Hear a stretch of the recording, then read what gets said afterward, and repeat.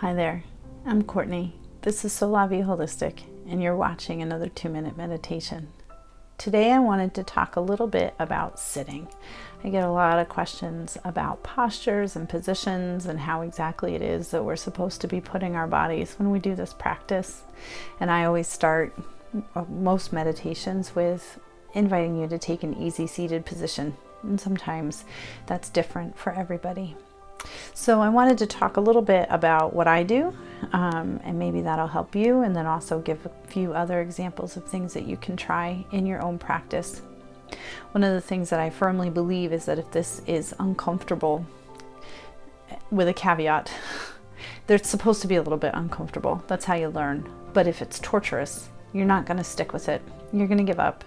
And to me, then all benefit is lost. So yes, sometimes your back muscles will squawk at you a little bit, and part of the practice is learning how to tolerate that without kind of convincing yourself it's the worst torture you've ever endured and you must stop it, you must ease it, and you must make it end.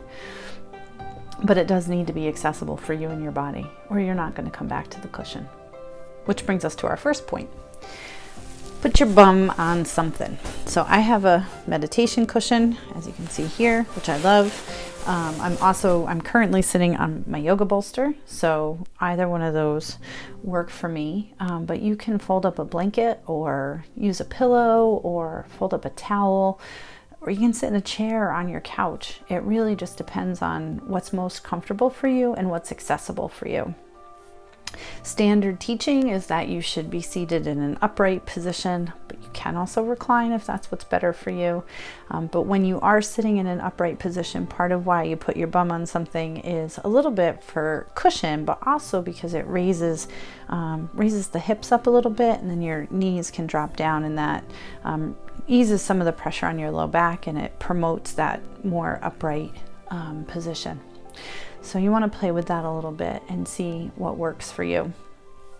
As for what to do with your legs, I either sit, I don't have the technical ability to show this, so I either sit kind of like crisscross applesauce, not I Dream of Jeannie, right? Crisscross applesauce, cross-legged position, and that works sometimes, particularly if it's a shorter practice. But I do find that if I'm doing a longer practice, that really bothers my feet, and so then I'll sit in what's called a Burmese position, which is your legs are stacked like one right in front of the other, and that eases that pressure on my feet a little bit.